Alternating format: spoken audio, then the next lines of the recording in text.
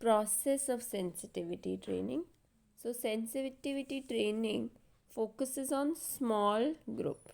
ठीक है, sensitivity training में फोकस होता है छोटे ग्रुप पे, टी ग्रुप पे, विद नंबर ऑफ मेंबर्स जो रेंज करते हैं फ्रॉम 10 to 12, 10 से 12 मेंबर्स ही होते हैं.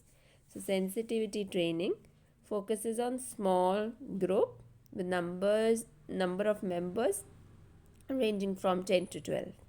Design and conduct of T group is based on the sources from where these members are drawn. There may be three types of T group. मतलब sources कैसे design किया जाता है या कंडक्ट कैसे कराया जाता है टी ग्रुप की सेंसिटिविटी ट्रेनिंग को. So based on the sources, जिस सोर्स से टीम मेंबर्स को ड्रॉ किया गया from where these team members are drawn, there are three types of T groups: strange labs, cousin labs and family labs. ये तीन type हैं. So in strange lab, all participants are from organizations, different organizations, and they are strangers to each other. Strange lab में सभी participants अलग अलग organizations से आते हैं, strangers होते हैं. Cousin lab में all participants are from the same organization but from different units, and they may know each other but not too well. पता होगा लेकिन बहुत ज़्यादा नहीं पता होगा. So participants होंगे एक ही organization में cousin lab में, but अलग अलग units से होंगे. Family lab में all the participants are from the same unit and they know each other quite well. Family lab में participants same unit से होते हैं, उनको एक दूसरे के बारे में बहुत ज़्यादा ही पता होता है. Quite well they know each other. Then the steps. So Delbecq, Delbecq has described the sequential events which are followed in a T group. तो डेलबेक्यू ने डिस्क्राइब किया कि ये वाले सिक्वेंशियल इवेंट्स फॉलो किए जाते हैं एक टी ग्रुप में. And these events run as follows. तो कैसे हैं ये? सबसे पहले, in the beginning there is an intentional lack of directive leadership. Starting में तो intentionally there is a lack of directive leadership, right. कोई लीडर नहीं बनता, डायरेक्टिव लीडरशिप का कमी होती है, इंटेंशनल लैक होता है. फॉर्मल एजेंडा नहीं होता किसी भी तरह का, और रिकग्नाइज्ड पावर एंड स्टेटस भी किसी के पास नहीं होती, right. So in the beginning there is an intentional lack of leadership, formal agenda, and मतलब कोई एजेंडा नहीं उस टी ग्रुप को फॉर्म करने का, right. Recognized power and status नहीं है. सो what does this causes? This creates an empty space that a participant fills.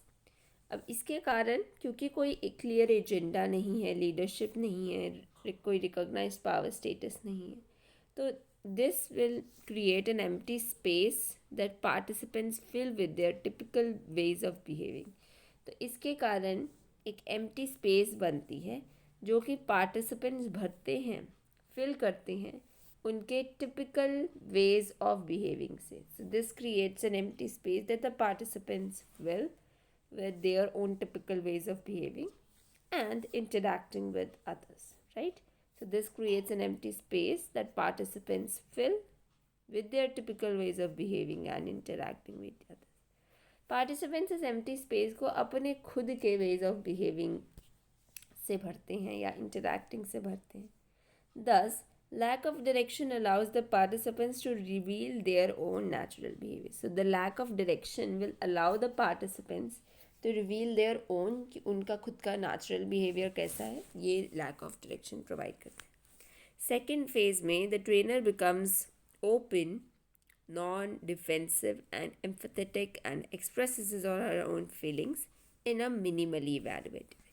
Second phase में जो बाहर से हम ट्रेनर लेके आए हैं, कंसल्टेंट लाए हैं, वो ट्रेनर ओपन हो जाता है, अब नॉन डिफेंसिव हो जाएगा, एम्पथेटिक होगा, and he expresses his or her own feelings in a minimally evaluated way.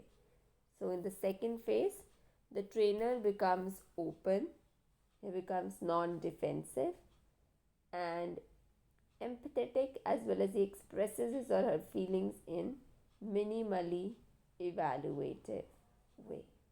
Second phase में ट्रेनर ओपन, नॉन डिफेंसिव बनता है, एम्पैथेटिक बनता है, अपनी फीलिंग्स को एक्सप्रेस करता है मिनिमली इवैल्यूएटिव वे में. However, the major impact of each participant comes from the feedback that is received from here and now behavior of the other group members. So पढ़ तो लिया हमने कि सेकेंड फेज में ट्रेनर नॉन ओपन बनता है, non defensive बनता है, एम्पैथेटिक हो जाता है, अपनी फीलिंग्स को एक्सप्रेस करने लग जाता है in a very minimally evaluative way. However, major impact on each participant comes from the feedback that is received. जो एक मेजर इम्पैक्ट हर एक पार्टिसिपेंट पे पड़ता है वो होता है फीडबैक से. जो फीडबैक रिसीव करते हैं वो here and now group members से. That the major impact on each participant comes from feedback received from here and now behavior of the other group members. जो हेयर एंड नाउ बिहेवियर है दूसरे group members का, उनके द्वारा जो feedback मिलता है उससे पार्टिसिपेंट्स पे काफ़ी खासा असर पड़ता है, इम्पैक्ट पड़ता है. In a third phase interpersonal relationships develop. तीसरे फेज में इंटरपर्सनल रिलेशनशिप्स डेवलप होते हैं. The members serve as resources to one another. Members एक दूसरे के लिए रिसोर्स बन के आते हैं. The members serve as resources to one another. They facilitate experimentation with a new personal, interpersonal and collaborative behavior. तो मेंबर्स अब रिसोर्सेज बनते हैं एक दूसरे के और एक्सपेरिमेंटेशन को भी वो करते हैं, फैसिलिटेट करते हैं. नए पर्सनल, इंटरपर्सनल, नए कोलैबोरेटिव बिहेवियर जो है वो निकल के सामने आते हैं. ठीक है. सो थर्ड फेज में इंटरपर्सनल रिलेशन डेवलप होते हैं. Members serve as resources to one another. Members resources बनते हैं एक दूसरे के. एक्सपेरिमेंटेशन फैसिलिटेट करते हैं with new personal, interpersonal and collaborative behaviour. दोनों में पर्सनल इंटरपर्सनल कोलैबोरेशन आता है, collaborative behaviour. The last phase attempts to explore the relevance of the experience. Last phase जो है वो एक्सप्लोर करता है रेलेवेंस को एक्सपीरियंस के in terms of back home situations and problems. तो लास्ट फेज में रेलेवेंस देखी जाती है पूरे एक्सपीरियंस की इन टर्म्स ऑफ, किस टर्म्स में, in terms of back home situations and problems. कैसे घर वापसी की सिचुएशंस कैसी हैं, क्या क्या प्रॉब्लम्स पर्सन्स फेस कर रहे हैं.